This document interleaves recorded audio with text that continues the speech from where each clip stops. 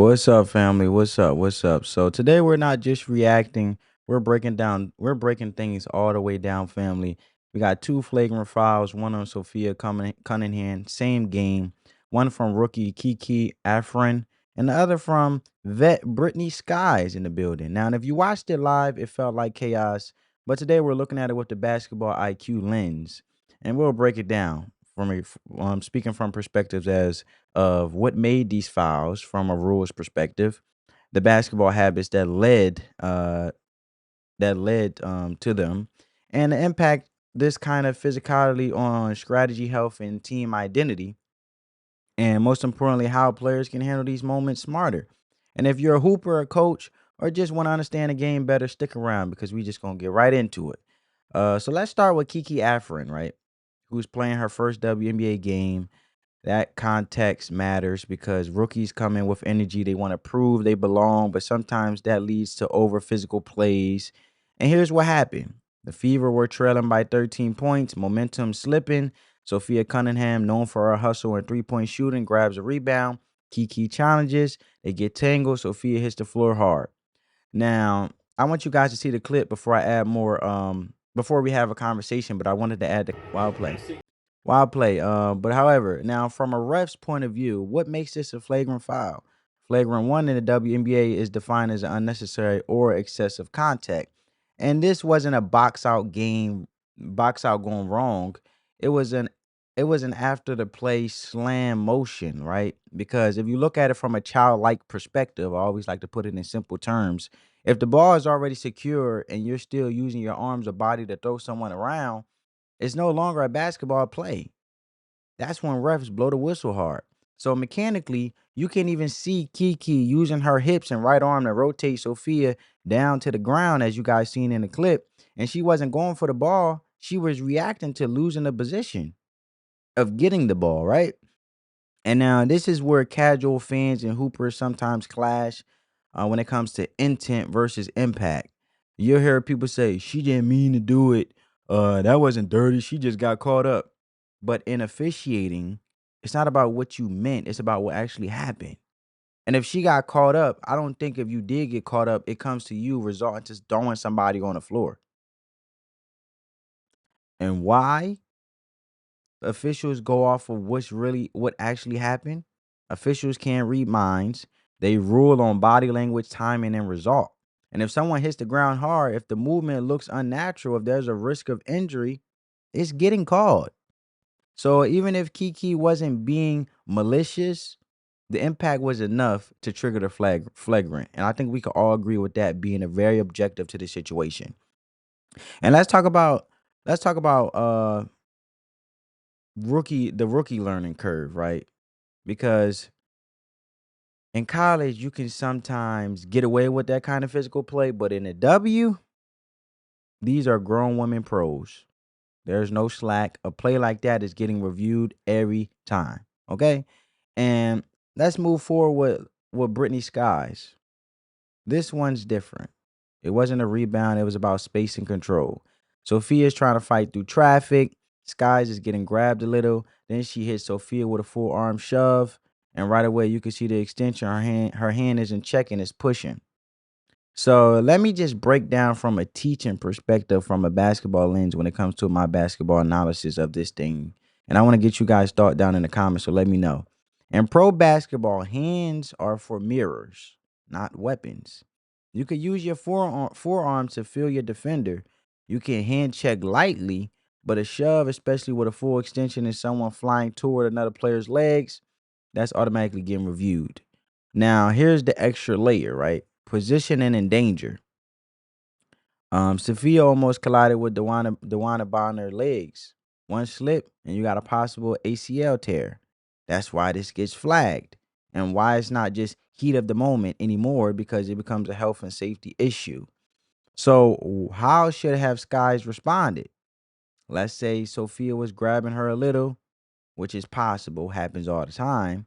The smart defender does one of three things: signals the ref, raise your hand and say, "Yo, watch the hold." Swims under and reposition. You know, win the space with footwork, not hands. Let the coach argue it, and save the energies for the next play and save your energy for the next play as a basketball player. But let your coach handle that. What you don't do is let emotion drive your decision making. And that's just not about sportsmanship. It's about staying on the floor and keeping your team in control. So let's get into why this matters beyond the foul itself. Sophie Cunningham was heating up. She was scoring, rebounding, drawing contact.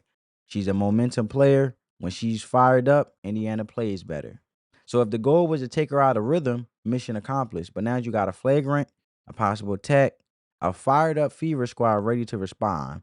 And for the Mystics, this stuff matters even more because they're already down key players like Shakira Austin and Aaliyah Edwards. So they can't afford to have starters getting into foul trouble or ejected over emotional plays. And let's clear something up, right? Physical play is not the enemy. I love tough basketball, and here's what good physicality looks like: a strong box out under the rim, bumping a cutter legally, using your chest to contain a drive, going up vertical and making someone finish through. That's part of the game.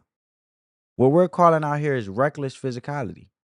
The stuff that's not clean, not controlled, and doesn't serve the play. When physicality turns into frustration or retaliation, it's no longer competitive, it's destructive. And this is where I land, family. Kiki's play was emotional and excessive, but a rookie mistake, and she'll learn. Sky's shove was more concerning because as a vet, you are expected to manage the moment better. And the refs got it right. Both were flagrant, worthy based on the rule book and risk. And look, that's just what it is. But I did want to share the clip that I talk about when it came to Brittney Sykes, right? Let me see if I can pull it up. The Brittney Sykes situation that I was talking about. Brittney Sykes.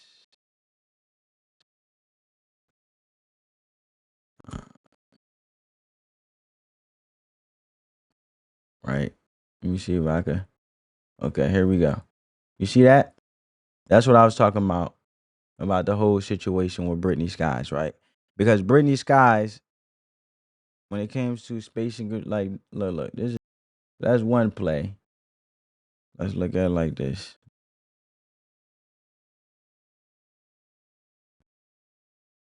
The rebound situation. Look on the Brittney Sykes and the one about her.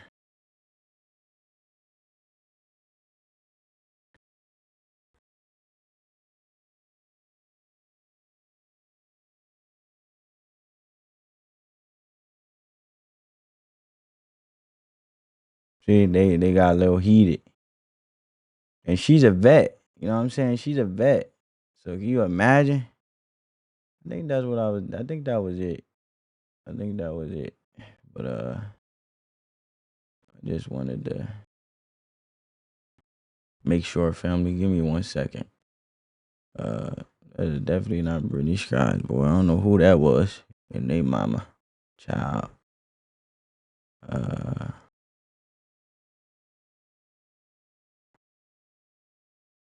me see. Got a fever.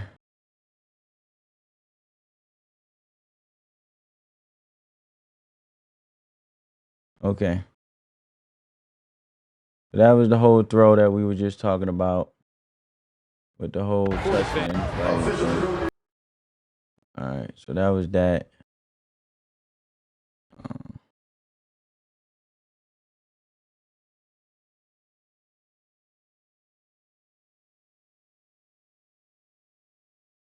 You know what I'm saying? So it was just a intense game. I'm gonna leave it there. When it comes to the whole rebound situation. But this is where I land, family. Do you think either foul was intentional? Should the WNBA tighten up enforcement early in the season to set the tone? And does this kind of physical drama help the game or does it distract from the hoop? Drop your thoughts below. Let's talk real basketball. And if you learned something in this breakdown, hit that like button. And if you're trying to grow your basketball IQ, not just watch clips, but understand what's happening, subscribe, and that's what we're doing here. See y'all next time. Stay sharp, stay smart, respect the game, spread that peace, love, and positivity, and let the love supersede the hate. On that note, family, peace.